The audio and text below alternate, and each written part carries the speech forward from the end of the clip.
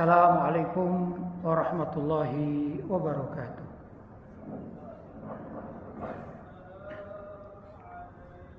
Alhamdulillah, wassalatu wassalamu ala rasulillah Sayyidina Muhammad ibn Abdillah wa ala alihi wa sahbihi wa man walah, wa la hawla wa la quwata illa billah, amma ba'd. Hadratul mukarramin, ma'asyiral asatidzah al-kurama,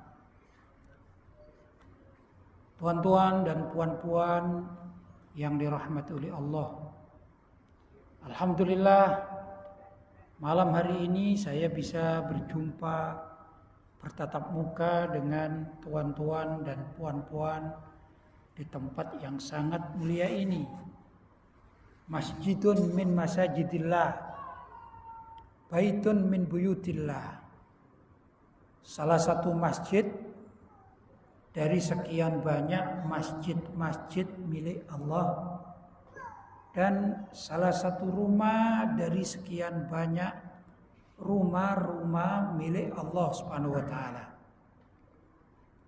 Artinya malam hari ini kita menjadi salah satu dari Duyufur Rahman, tamunya Allah Subhanahu wa taala. Kita datang ke tempat ini di samping kita berniat untuk beribadah, yang tiada lain adalah sholat maghrib berjamaah. Namun kita juga oleh pengurusi masjid diberikan waktu untuk hadir dalam majelis taklim, yang mana hadir majelis taklim itu pahalanya sangat luar biasa. Diterangkan dalam sebuah hadis bahwa Nabi Muhammad SAW bersabda, menceritakan bahwa Allah Subhanahu wa taala menciptakan sekelompok malaikat yang diberi nama as-sayyahin. Ada juga riwayat dikatakan as-sayyarin. As-sayyahin dari kalimat siyahah, bepergian atau keliling. Mungkin orang Malaysia mengatakan pusing-pusing tugasnya. Satu tim, satu kelompok dari kalangan malaikat. Adapun kalimat as-sayyarin yaitu yang kita paham bahwasanya kereta di dalam bahasa Arab itu adalah sayyarah. Sayyarah, kendaraan yang biasa dipergunakan untuk pusing-pusing atau keliling-keliling. Sama artinya. Malaikat dalam kelompok as-sayyahin atau as-sayyarin, mereka berkeliling pusing-pusing di dunia ini untuk mencari majelis-majelis taklim. Yang mana bila diketemukan majelis taklim itu, mereka para malaikat akan tawaf berkeliling dan mereka mengadakan laporan-laporan kepada Allah SWT tentang kegiatan umat Islam di tempat tersebut. Hadisnya panjang, ringkas cerita bahwa orang-orang yang hadir dalam majelis taklim itu sudah dilaporkan oleh malaikat atau sekelompok malaikat, dilaporkan kepada Allah SWT, yang pada akhirnya Allah meridhoi, merestui, Allah bergembira, dan juga Allah mengampuni kepada orang-orang yang suka hadir majelis taklim seperti kita malam hari ini. Mudah-mudahan kita termasuk hamba-hamba Allah yang apa yang kita lakukan malam hari ini mendapatkan ridho dari Allah SWT, mendapatkan ampunan dari Allah SWT, dan juga mendapatkan pengakuan dari Allah SWT bahwa kita ini termasuk min ahli majlisil ilmi, yaitu dari golongan orang yang ahli hadir majlis taklim. Allahumma amin. Itu yang diyakini oleh para ulama-ulama ahlus sunnah wal jamaah. Di dunia ini tentu banyak pendapat-pendapat, kita bicara di kalangan umat Islam saja. Kita tak bicara orang-orang non-muslim, tapi kita bicara di kalangan umat Islam. Dunia, terutama dunia Islam yang usianya sudah 14 abad kurang lebih ini, tentu mempunyai perkembangan-perkembangan yang sangat luar biasa. Apakah kita termasuk zaman yang sudah disabdakan oleh Nabi Shallallahu Alaihi Wasallam, termasuk zaman-zaman sudah akhir zaman? Apakah kita termasuk dalam manusia-manusia yang lahir di akhir zaman? Sepertinya begitu, sepertinya.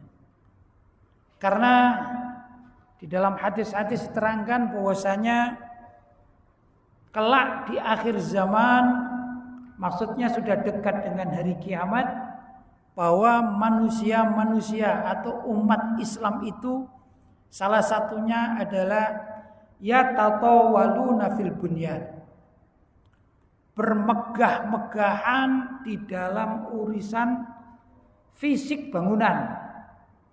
Di dalam apa? Urusan fisik bangunan. Ya mungkin kalau kita bicara masjid kita ini kan luar biasa ini ya. Bangunannya megah, gitu ya. Segala macam fasilitasnya ada. Luar biasa. Ini termasuk yatatawaluna fil bunyan, bermegah-megahan di dalam membangun bangunan-bangunan, termasuk bangunan masjid. Tapi tadi kita sholat maghrib ini, kita hanya mendapatkan kurang lebih 5, 6 atau 10 soft. Betul ya? Yang hadir ya. Itu sudah sangat luar biasa banyaknya ya. Tapi tak ada 1/4 atau 25% tak ada. Kalau dibandingkan misalnya masjid ini diisi penuh dengan yang hadir sholat jamaah maghrib. Tak ada berapa? 25% tak ada. Jadi bangunannya lebih megah daripada yang mengisinya. Begitu ya. Yang sholat di dalamnya. Ini termasuk diantara tanda-tanda hari kiamat ini sudah tak lama lagi. Begitu ya. Bagaimana sikap kita di dalam menghadapi akhir zaman? Maka sesungguhnya kita ini diperintahkan agar kita banyak merujuk kepada ajaran-ajaran para ulama salaf terdahulu. Ya, ulama salaf terdahulu. Yang mana dikatakan para ulama salaf adalah paling tidak 300 tahun awal Islam. Dari di awal Islam kemudian dihitung 300 tahun paling tidak sejak Nabi Shallallahu Alaihi Wasallam hijrah dari kota Makkah menuju kota Madinah. Jadi abad pertama Hijriah, ya, ini tahun pertama namanya. 100 tahun pertama. Abad kedua Hijriah namanya 200 tahun pertama. Kemudian berapa? 3 abad Hijriah. Ini adalah sama dengan 300 tahun pertama di dalam Islam. Sedangkan kita sekarang adalah berapa abad? 14 abad setelah hijratun Nabi Sallallahu Alaihi Wasallam. Jauh, masanya aja jauh sekali. Nah, Ulama-ulama yang hidup 300 tahun pertama Hijriah, bolehlah menurut sebagian pendapat lain itu bertambah sampai 400 tahun, 500 tahun, 600 tahun, bahkan 700 tahun pertama Hijriah. Itu masih bisa dikatakan sebagai para ulama salaf. Ya, tapi yang sepakati namanya para ulama salaf adalah 300 tahun Hijriah pertama, ya. Kemudian ulama-ulama yang lahir setelah 700 tahun atau abad ke-7 ke atas, ke-8, ke-9, ke-10, ya. Itu istilahnya namanya ulama-ulama khalaf. Sudah? Jadi salaf dengan khalaf. Salaf itu terdahulu, khalaf itu yang agak akhir begitu. Kemudian pada dekade ulama-ulama yang lahir di abad berapa? 12, 13, gitu ya. Namanya ulama sampai sekarang ini ya, kontemporer, ulama-ulama yang hidup di zaman al-asriyin, hidup di zaman sekarang, begitu ya. Adapun pada tahun atau pada abad ketiga, keempat, kelima, terutama abad ketiga dan keempat, itu lahirlah ulama-ulama yang ahli ijtihad, yaitu para mujtahid mutlak. Apa itu mujtahid mutlak? Yaitu ulama-ulama yang memahami Al-Quran, hadis dengan benar-benar ilmu yang sangat mumpuni, yang sangat sempurna. Saya katakan Al-Quran misalnya. Al-Quran itu menggunakan bahasa Arab. Hadis menggunakan bahasa Arab. Untuk memahami ayat-ayat Al-Quran maupun hadis-hadis Nabi Muhammad SAW,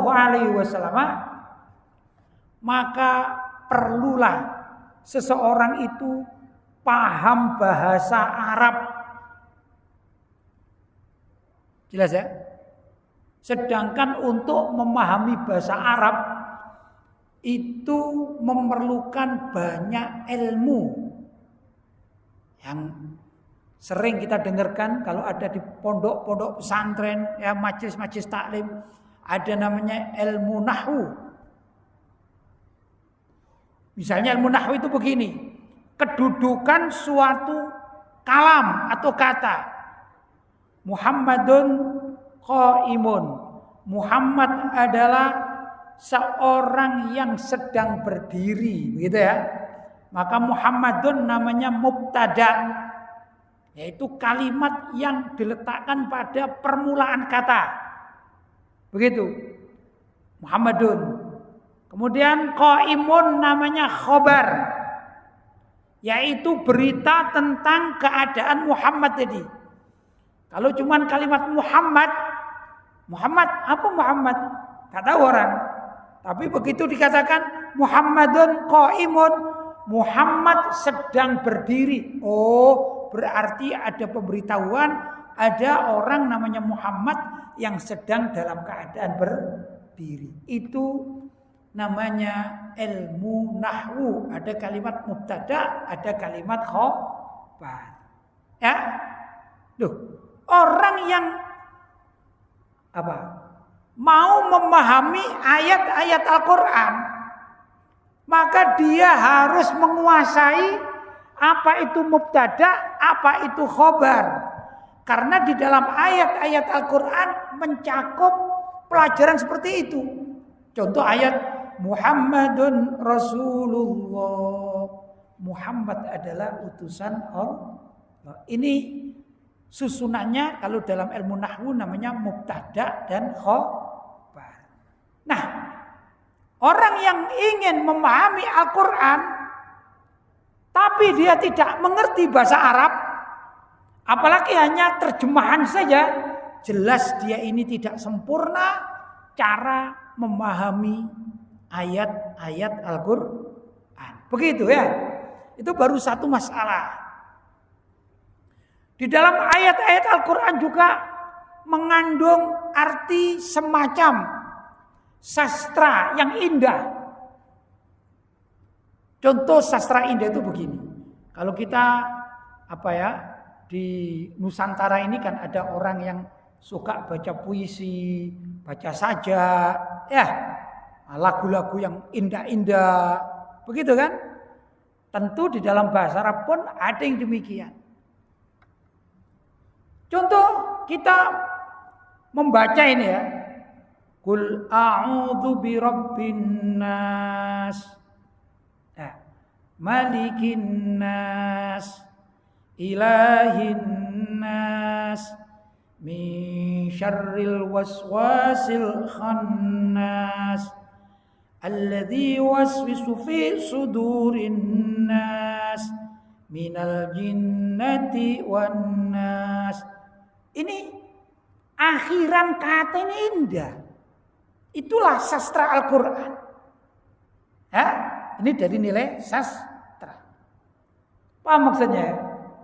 Andai kata Al-Quran itu tidak memiliki sastra yang tinggi, dan itu namanya ilmu peradaban, ilmu kemodernan Al-Quran di dalam dunia bahasa yang indah, tentu tak elok didengarkan.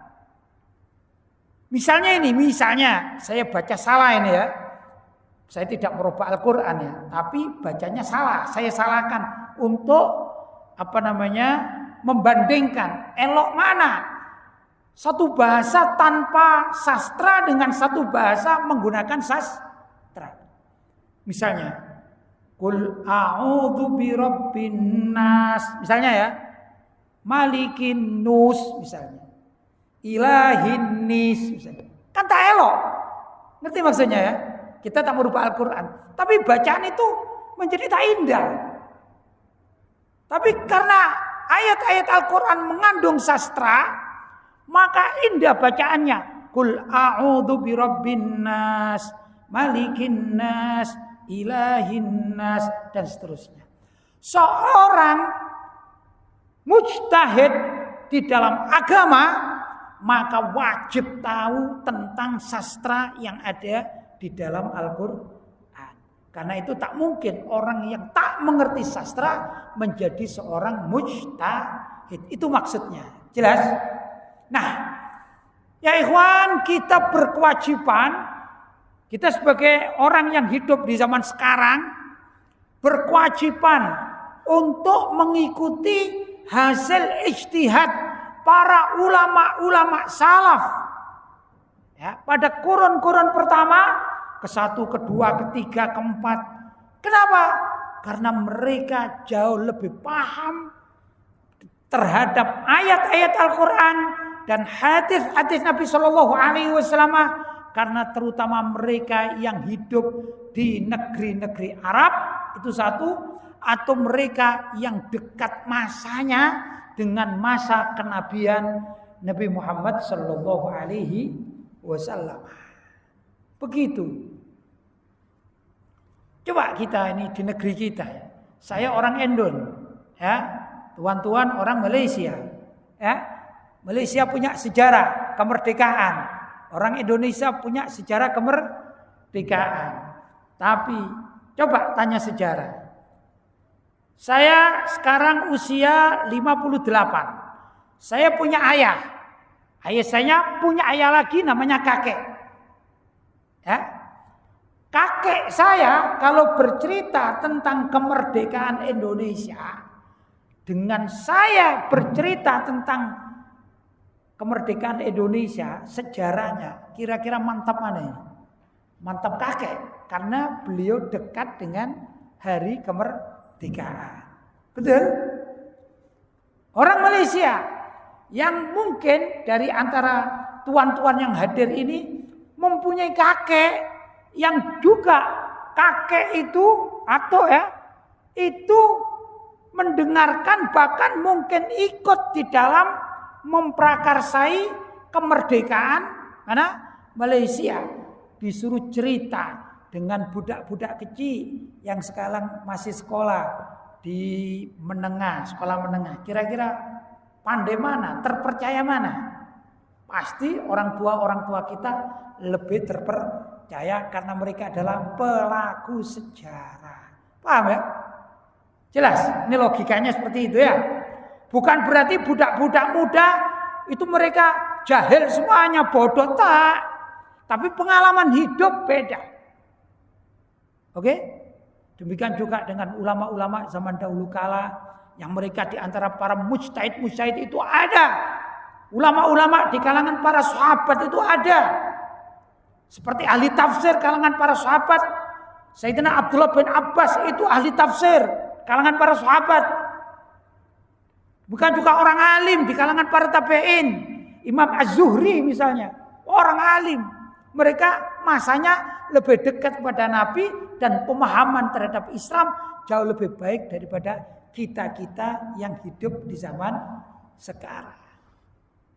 Maka untuk urusan beragama hendaklah kita orang zaman sekarang berkiblat mengambil pelajaran-pelajaran kitab-kitab yang telah ditulis oleh para ulama salaf. Kita tinggal mengamalkan saja. Kenapa? Karena kita tak mampu untuk menjadi para mujtahid. Siapa para mujtahid yang disepakati oleh dunia Islam yang harus diikuti? Salah satu dari mereka ada di dalam ilmu fikah atau ilmu syariat, pelaksanaan syariat, ada imam mazhab. Siapa itu? Imam Abu Hanifah atau bermazhab Hanafi. Yang kedua, Imam Malik bin Anas, yaitu yang bermazhab Maliki. Kemudian Imam Asy-Syafi'i atau Muhammad bin Idris Asy-Syafi'i, yaitu yang bermazhab Syafi'i. Dan Imam Ibnu Hanbal, yaitu Imam Ahmad bin Hanbal, yaitu Imam Hambali atau bermazhab Hambali. 4 imam inilah yang menjadi rujukan umat Islam zaman sekarang. Dan 4 imam ini sangat menguasai syarat-syarat yang diperlukan untuk menjadi seorang mujtahid. Yang saya katakan, kalau kita bicara nahwu, mereka ahlinya nahwu.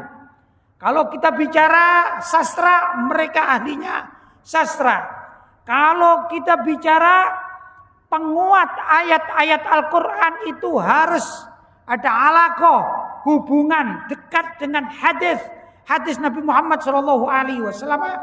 Maka 4 imam ini semuanya adalah para muhaddits, ahli hadis. Sehingga tatkala mereka menerjemahkan firman Allah, diadakan studi komparasi, penyamaan perataan antara pemahaman terhadap ayat-ayat Al-Quran sekaligus dengan hadis-hadis Nabi Muhammad sallallahu alaihi wasallam. Akhirnya mereka menciptakan suatu aturan. Aturan ini ya, di dalam kitab-kitab mereka, yaitu kitab fikah. Bagaimana tata cara orang sholat, bagaimana tata cara di dalam sholat itu, ada sujud, ada rukuk, apa yang dibaca. Ini sebenarnya adalah aturan yang sudah diambil intisarinya dari ayat-ayat Al-Quran maupun hadis-hadis Nabi Muhammad sallallahu alaihi wasallam. Jelas ya? Nah, itu rujukan kita ini.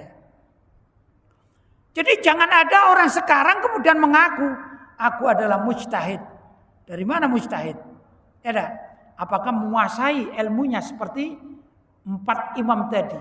Saya katakan misalnya dalam hadis. Dalam hadis Nabi Shallallahu Alaihi Wasallam kita pernah mendengar ada hadis itu sahih, ada hadis itu hasan, ada hadis itu dhaif, ada hadis itu maudhu, palsu. Pernah dengar kan kita ya? Sering guru-guru kita bercakap semacam itu. Coba, adakah orang zaman sekarang yang bisa ini ya, memberi istilah baru terhadap hadis Nabi?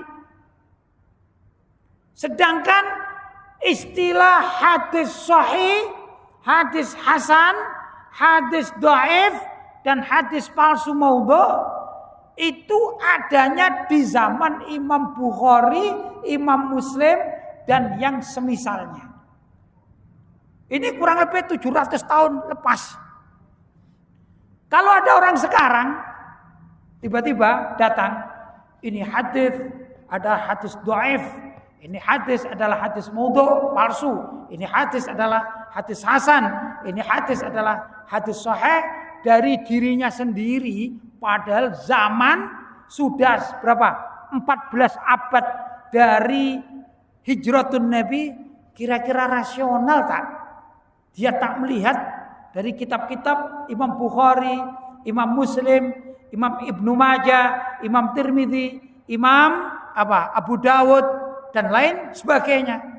Tak masuk akal. Tahu dari mana? Kalau hadis itu sahih, tahu dari mana? Kalau hadis itu hasan, tahu dari mana? Kalau hadis itu dhaif, tahu dari mana? Kalau hadis itu maudhu atau palsu, kalau tidak mengambil dari imam-imam terdahulu, betul tak? Saya permisalkan, kalau ada budak usia kelas 6 sekolah dasar. Saya tanya dulu, kalau saya orang Indon apal dengan hari kemerdekaan Indonesia ya. Kalau Malaysia ini bulan Agustus tanggal berapa? Hari kemerdekaan 21 31 ya. Oke, mohon maaf, saya bukan orang Malaysia cerita hafal-hafal sungguh ya. Tahukah anak sekolah rendah tingkat 6 itu kapan hari kemerdekaan Malaysia tanpa harus membaca sejarah atau mendengar dari orang tua? Tak mungkin tahu. Betul? Betul tak? Kenapa? Baru lahir. Baru anak kemarin. Kecuali kalau anak sekolah rendah ini membaca buku sejarah.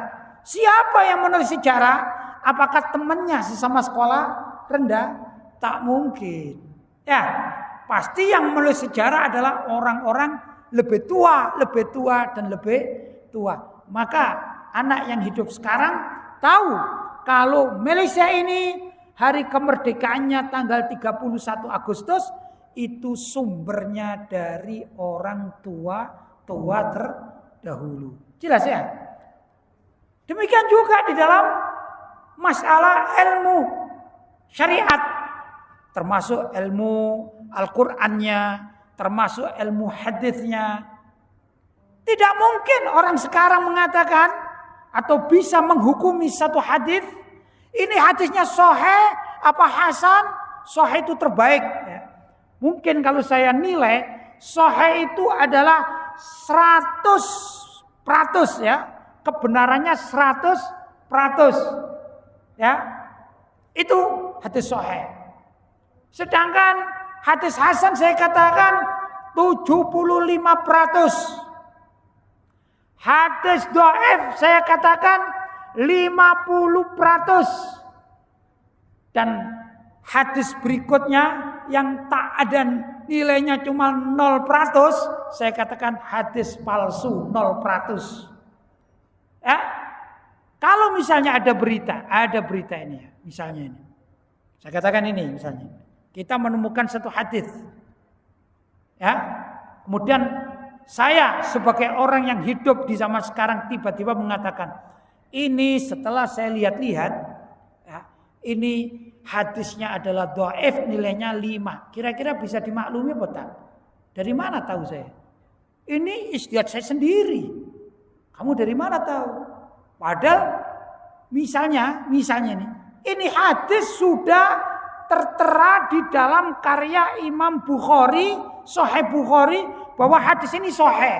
Kira-kira kalau saya mengatakan hadis ini dhaif, umat Islam mengambil dari mana? Dari Imam Bukhari yang mengatakan hadis ini sahih, atau dari orang seperti saya yang hidup sekarang mengatakan hadis ini dhaif? Dari mana? Rasionalnya dari mana? Pasti mengatakan mengambil dari ulama terdahulu. Jelas ya? Nah, ya ikhwan, demikian juga di dalam masalah akidah. Kalau tadi ilmu syariat kita dibangun atas dasar 4 mazhab yang disepakati di kalangan umat Islam. Adapun di dalam masalah akidah, ini ulama dunia, mayoritas yang diikuti ada 2. Saya katakan mayoriti. Kalaupun ada 1-2 yaitu masuk akal, maklum. Tapi mayoriti ulama dunia, mereka memegang mazhab yang dulu diawali atau dibukukan oleh Imam Asy'ari dan Imam Maturidi. Begitu. Kita katakan mazhab 4 di dalam fikih. Apakah sebelum ada 4 mazhab, ya, para ulama terdahulu tidak ngerti fikih? Bukan begitu. Ya, apakah para sahabat sholatnya salah? Tak begitu. Apakah para tabi'in sholatnya salah? Tak mengerti fikih? Tidak begitu. Tapi di zaman 4 imam ini, semua yang ada di dalam Islam terbukukan dengan rapi. Sehingga orang sekarang merujuknya dengan mudah sekali. Begitu ya. Demikian juga dengan ulama-ulama Ahlussunnah wal Jamaah yang mengikuti mazhab atau pemikiran Imam Asy'ari dan Imam Maturidi. Bukan berarti orang sebelum mereka itu tak berakidah, bukan. Tapi yang merestukan atau meresmikan kitab-kitab, panduan-panduan itu ada di zaman Imam Asy'ari dan Imam Maturidi dan diikuti oleh ulama dunia. Begitu. Jelas ya? Kemudian di dalam mazhab Ahlussunnah wal Jamaah dikenal juga, ini menurut para ulama dunia, ada satu aturan yang Nabi Shallallahu Alaihi Wasallam bersabda, "Innama bu'itsu liutammima makarimal akhlak." Sesungguhnya aku diutus ke dunia ini untuk memperbaiki akhlak. Gitu ya. Orang alim tak punya akhlak tak dipakai. Ya? Contoh begini, contoh. Kita bicara dunia university. Ada seorang profesor. Profesor ini. Mungkin profesor kedokteran, begitu ya. Umumnya seorang profesor itu akhlaknya baik. Dia jujur. Pertama dia pandai pasti ya. Dia pandai, dia jujur, dia berakhlak baik sehingga menjadi panutan bagi para mahasiswa. Betul tak? Ya. Sehingga dipercaya oleh para mahasiswanya, pelajar-pelajarnya percaya. Orang tua pelajar pun percaya. Siapa gurunya anakku? Oh, Profesor Fulan bin Fulan. Oh, orangnya hebat. Begitu ya? Orangnya jujur, orangnya cakap. Itu umumnya profesor, gitu ya, para profesor. Tapi kalau misalnya ini ada seorang profesor, misalnya ini jurusannya bagus, jurusan kedokteran. Tapi dia tukang tipu. Misalnya ini, mau contoh ini ya, mohon maaf ya, mudah-mudahan nggak ada di sini ya, namanya contoh. Dia masuk ke masjid, dia ambil uang masjid, dia curi uang masjid. Apa dikatakan? Ini profesor tukang mencuri, itu satu. Dia masuk di office-nya university, dia ambil di gudangnya uang yang banyak. Misalnya berapa? 1 juta ringgit misalnya. Dia ambil dari apa ini? Almari. Ya. Apa dikatakan? Ini profesor jadi pencuri. Kalau masyarakat tahu Profesor A ini jadi pencuri, masyhur. Kira-kira ada enggak dari kita yang ingin mengirim anak-anak kita untuk belajar pada profesor yang pencuri tersebut? Mau kita? agar diajari menjadi pencuri juga gitu. Mau? Pasti tak mau. Artinya pandai tapi tak berakhlak, maka hilang itu kepercayaan masyarakat. Jelas? Demikian juga Nabi Shallallahu Alaihi Wasallam itu mengatakan, sesungguhnya aku diutus oleh Allah untuk menyempurnakan akhlak yang mulia. Kalau jadi profesor, jadilah profesor yang berakhlak mulia. Paham ya? Istilah akhlak yang mulia dalam bahasa lain namanya tasawuf. Dari kalimat as-sofa. As-sofa itu hati yang bersih. Akhlak yang mulia itu akan timbul dari hati yang bersih. Orang tak mau mencuri karena takut kepada Allah. Ya, pertama takut kepada Allah pasti itu. Yang kedua takut dihantam masa, dipukul masa, kan takut. Namanya dalam hatinya sofa. Apa sofa? Bersih, takut. Ada rasa takut. Jelas ya? Loh, rasa takut seperti itu karena ada sofaul qalb. Apa? Bersih hatinya. Dalam bahasa lain, sofaul qalb ini adalah at-tasawufu, orang belajar tasawuf yang asli. Paham? Jadi, ma makna tasawuf? Apa itu arti tasawuf? Arti tasawuf adalah tata cara seorang muslim bagaimana yang terbagus dan terbaik tatkala dia beribadah kepada Allah. Jadi, berakhlak bagaimana kepada Allah? Saya contoh, kita belajar fikih dan dikatakan bahwasanya orang laki-laki berkewajiban menutup aurat di dalam sholat. Mana batasannya? Yaitu antara pusar sama lutut. Ngerti ya? Pusar. Yang tengah ini ya. Sama lutut. Berarti dada dan belakang ini tak wajib ditutupi. Betul tak? Itu aurat orang laki. Kita tidak bicara wanita. Oke? Nah, aurat yang sudah ditutupi itu belum tentu memenuhi akhlak atau tasawuf. Sedangkan aurat yang dianjurkan, disunahkan, tadi yang wajib ya, ditutupi, maka semua badannya. Begitu. Sehingga sebenarnya sama. Anjuran seorang laki-laki muslim dengan wanita muslimah itu di dalam berpakaian hampir serupa. Apa? Semua badannya hendaklah ditutupi. Hanya saja kalau wanita wajib, kalau laki-laki ada yang wajib, ada yang sunnah. Ya.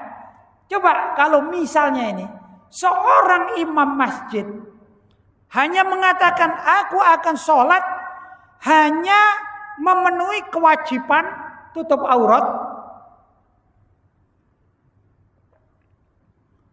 yaitu menutupi perut sama lutut, tidak pakai baju misalnya.